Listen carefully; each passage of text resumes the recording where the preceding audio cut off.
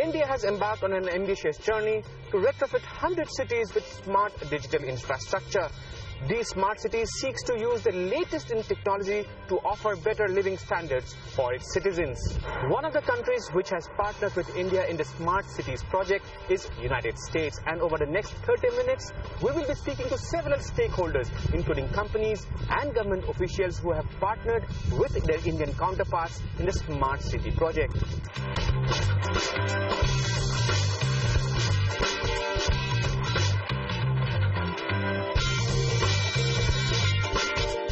India and the United States joined hands to partner in the Smart City program when President Barack Obama visited Delhi in January 2015.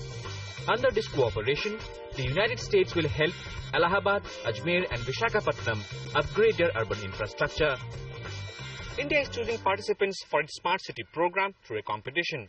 But is it enough to have a policy to push the Smart Cities program? How important is it to empower the local municipal bodies to take the lead in developing urban infrastructure? Can we use local talent to come up with solutions to local problems? We tried to understand this through the experience of New York City, one of the best smart cities across the world.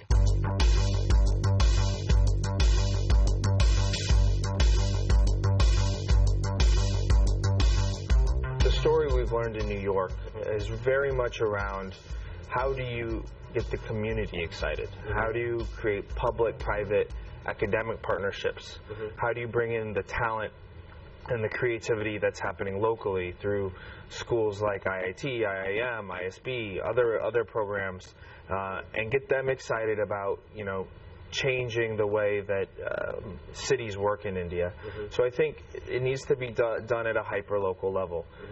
It needs to be at the city and state levels as well as the federal level, and then and only then will it be a success. In India, and I'm sure you know about this, because we have an urban development ministry, and that's at center, and then you have the state governments, and then you have the municipal governments, right?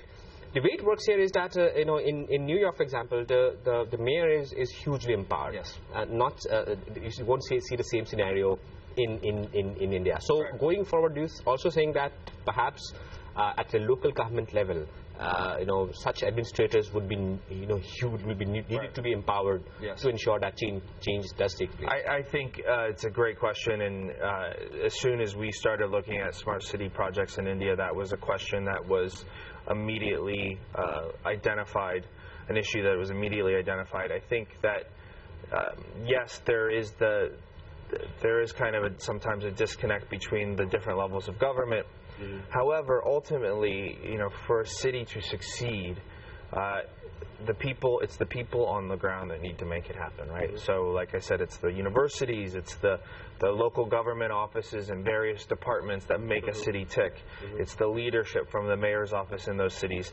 And alone, even without, if the federal government didn't exist there, there should be the desire and the want for those cities and communities to succeed and be successful in the areas of economic development and creating jobs and creating businesses that grow and scale in terms of education from a young age to an older age, and then in terms of infrastructure and a system that works. And so I think it's a good start by the federal government, but it will never work without these leaders on the ground, getting the right people in the room with the right goal to make this successful. Right. You have seen how things work in India as far as the financing part. Is there the central government funds a part of that? Do you think that is enough? And what are the models that one should be looking at in financing? Because most of these projects are brownfield smart city projects.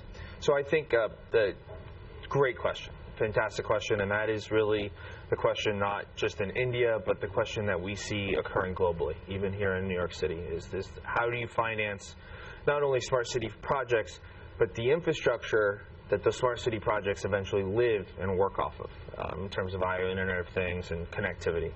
And the answer is, I think Minister Naidu and Prime Minister Modi understand that the capital that they're giving to these regions and cities is just supposed to be a start. It's supposed to get the private sector interested, to decrease the level of risk that the private sector and these banks have and funding mechanisms have going into these ecosystems. So no, the answer is no, it's not enough. However, we're starting to look at new mechanisms of funding, whether that be through infrastructure, capital for infrastructure, or creative models in terms of funding projects like Link NYC here in New York, where it pays for itself through advertising dollars, these kiosks.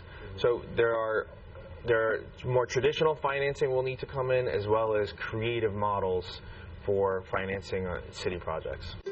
While financing remains a big challenge, another issue that smart city planners will have to grapple with is how to ensure affordable and sustainable housing for citizens.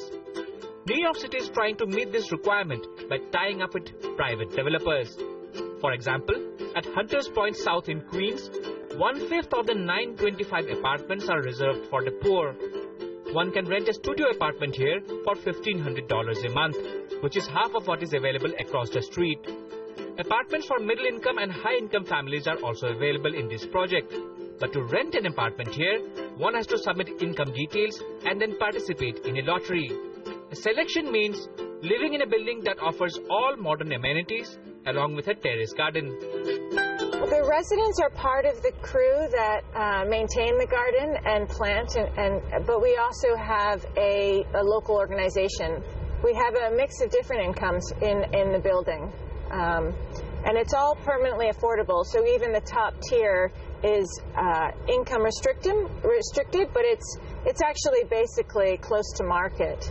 And then we go down many levels below that, and it's all a mixed income, which is part of having a diverse neighborhood and community. One of the companies that has had extensive experience in redeveloping urban infrastructure in the United States is AECOM. In fact, this is the company which is responsible for rebuilding the area around the Twin World Trade Towers in Manhattan. The same company has several projects in India and is partnering with the Andhra Pradesh government in making Visakhapatnam a smart city. We spoke to Chris Ward, Senior Vice President of AECOM, on understanding what it takes to rebuild and overhaul the infrastructure of an existing city. Well, as you've seen just out this window, you have one of the most complex projects ever built in the world. It's a complex that's only 16 acres. It has 9 million square feet of office space. It has a memorial. It has a museum. And it has an incredible transit hub. AECOM was the architect and engineer which brought together all of those different elements and knitted and strove to bring all of those pieces together and build them all at once. It was, without a doubt, one of the most complex projects ever done, which required a level of coordination. And many people were frustrated with how long that took. Many people felt it took too long. But I think AECOM and the city itself is now proud that since 9/11, you've really built downtown. One phrase that we keep on hearing when we talk about smart cities in India is that how sustainability will be inbuilt into this entire program.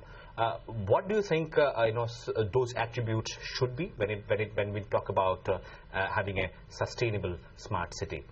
Well, I think you have to almost think of a city as an organic thing, that it's an organism almost. So you need to know that you have a water supply that's clean, that's healthy.